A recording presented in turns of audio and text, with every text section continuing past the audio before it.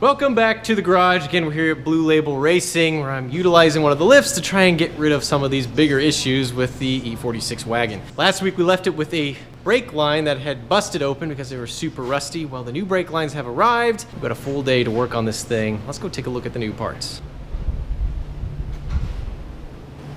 So I ordered brand new brake lines from BMW directly. I was hoping that they would be pre-formed. You know, you buy them from the manufacturer, they have the jigs to pre-form the brake lines. No. You end up with basically 8-foot spools of brake line that they've just kind of folded up to fit in this box. Kind of disappointed in that. You pay a little bit of a premium ordering from BMW instead of just, say, going down to Napa and buying some off the wall. But, oh well, this is what we have. I have a pipe bender so we can get these formed to fit up. But anyway, yeah, just a few OEM style brake lines. Super long ones that we just need to bend to fit. And then we got some new hardware here.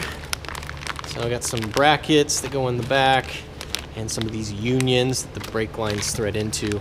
I'm not intending to be able to reuse anything I take off that car because it is extremely rusty. All in, all these things were about $100, so if I can actually get these lines bent properly, that'll be quite the deal. Here's the tubing bender, or the brake line bender we'll be using. Just a little handheld thing, but it looks pretty nice. We'll know for sure in a little bit. What do you want to say about that? All right, just to recap what these lines look like. That's Jeremy expressing his feelings. Look at those lines. They're leaking all the way down the fuel tank. Everything looks pretty bad right there. So we're going to just be taking all those out. Unfortunately, we have to drop the fuel tank to get to them as they run above the fuel tank. But to drop the fuel tank, we got to drop the exhaust. So I've got some new exhaust gaskets. That's where I'm going to start. All right, so I've got the fuel tank lowered, not all the way out. Didn't get it taken out all the way because it's a pain in the butt.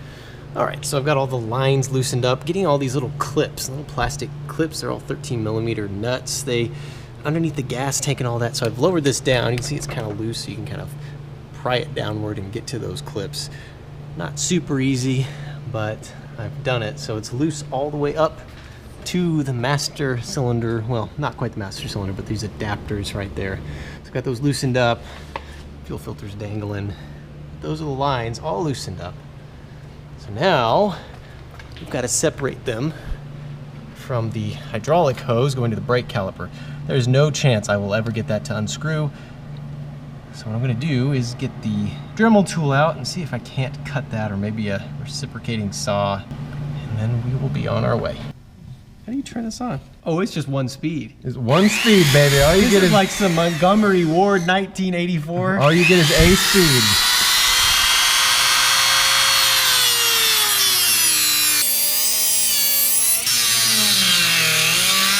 Yeah, that looks pretty good. Look at that float away. Oh God, it won't turn off. Jeremy. There it is. Now you're getting it. Oh yeah. I don't think Take away it. I don't think you cut it all the way through then. I don't think I did. Oop. Maybe on that one side you did. Oh man. What is all this crap? It looks like it was dirt at one point in time, and then it rusted into the. Yeah. Hold on. I think I just get some pliers and. Yeah. Pry the stuff out of that. Yeah, that's right. Pliers. Oh yeah, manhandle it. Look at that. Look at that. Yeah, there it is. I drag that down and chop the rest of it off. You might have some other issues with rust going on there, maybe.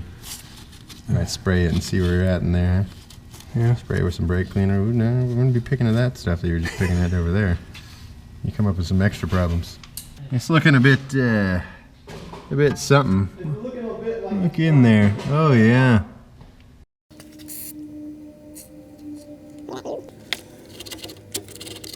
Oh yeah, there you go. That has nothing to do with what we're trying to work on. But not at all. But it's at least. I mean, it's. Yeah, don't pick it. You're probably better off not picking at that too much. You don't want to know how deep the rabbit hole goes, really.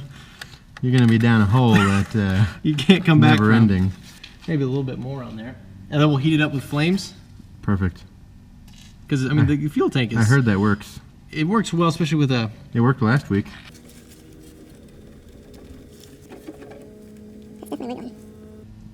Got the wiggle face. There it goes. Look at that. There it is. That is German auto repair right there. This is just covered. Oh no. Yeah. You think it'll still work? Nope.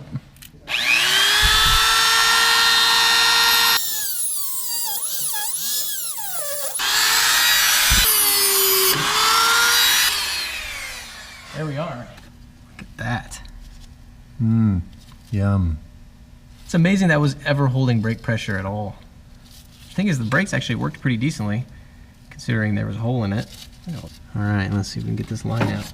Drop this fuel line a little bit. But there it goes. It's both the lines taken out. We still have to remove one more that crosses over from the left to the right side, goes above the subframe, and goes into this caliper. But that should be fairly straightforward. It's a relatively short set of lines. I don't know where it actually starts. It starts there. Well, we're going to use the same method we used before, dremeling it off and yanking it out. All right, so that's all the old lines off, decrepit looking things, and then the new ones that need to be bent. We got this one that runs across the subframe. You have to be careful when looking at the ends of these. They do have different flare screws, so you got to make sure you start from the right end. All right, let's get to bending.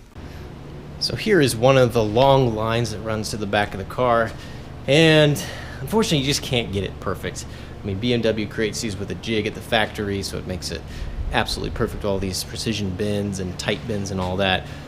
And it's really kind of sucky that BMW doesn't sell them pre-bent. But anyway, this is as close as I can get it. I used the tubing bender for some of it, and some of it I just bend it by hand. And you just get it as close as you can to it. And it'll straighten itself out as you're installing it when you're putting into those retaining clips. So let's get it into the car. All right, so the brake lines are in from front to back, and I do apologize for not doing more detailed video on all this. It's just that I was trying to get it done, and sometimes that means you gotta skip some videoing, but it is in, and I will say it's more difficult than I anticipated, just because the lines aren't perfectly shaped, so you're kind of having to push them into place, sort of. But I have them tightened in up near the master cylinder, ran as best I could in the original mounting locations, and around the gas tank, and it looks pretty good. I've used pretty much all of the mounting clips as possible. You can see I've got new flexible hydraulic lines running to the calipers. Just need to bleed the brake system and we will be ready to rock. Yeah, looking pretty good.